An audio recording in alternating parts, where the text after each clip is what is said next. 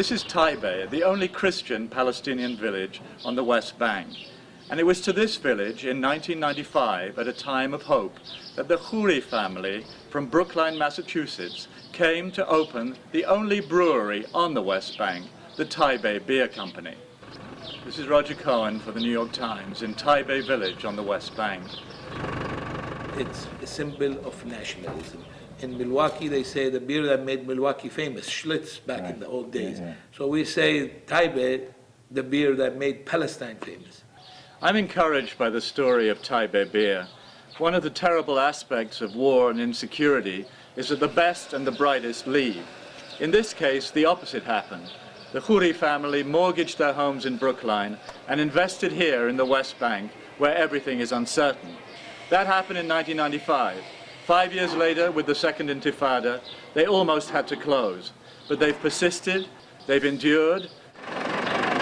I'm the daughter of one of the owners, the master brewer, Nadim Khoury. It's a family business. It's about taking a risk and investing in the country and going through all the struggle and all the restrictions with the Israelis and the occupation. And just selling good quality beer and making people come together and enjoying it. And they are an example to other Palestinian families in the diaspora who, in the case of peace, might come back here and invest in the West Bank. But problems still exist. For example, we are just 20 minutes by road here from Jerusalem. But because of restrictions, when Taibeh wants to send beer to Jerusalem, it has to send that beer to a checkpoint. As a result, what could be a 20-minute journey takes a whole day. From that, you can imagine some of the difficulties that businesses here in the West Bank still face.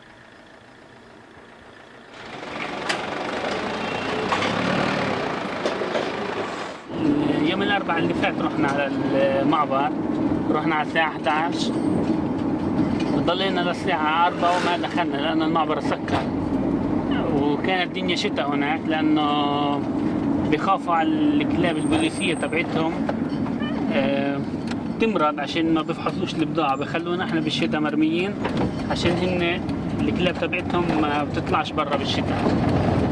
Here in Ramallah, the capital of the Palestinian West Bank, things are buzzing. The stores are full, the restaurants are full, security forces are out. All this is the fruit of Prime Minister Salam Fayyad's program of building the institutions of a Palestinian state and adopting non-violence as the means to get there. The economy is booming. It grew 6% last year. It may grow even more this year. But in order to get here from Jerusalem, just 10 miles away, I had to pass through a checkpoint. And at that checkpoint it was stated that no Israelis were allowed past that point. These are the kinds of barriers that are going to have to come down if economic détente, which is what we have right now between Israel and Palestine, is going to turn into an actual peace that would make this economic boom something more permanent.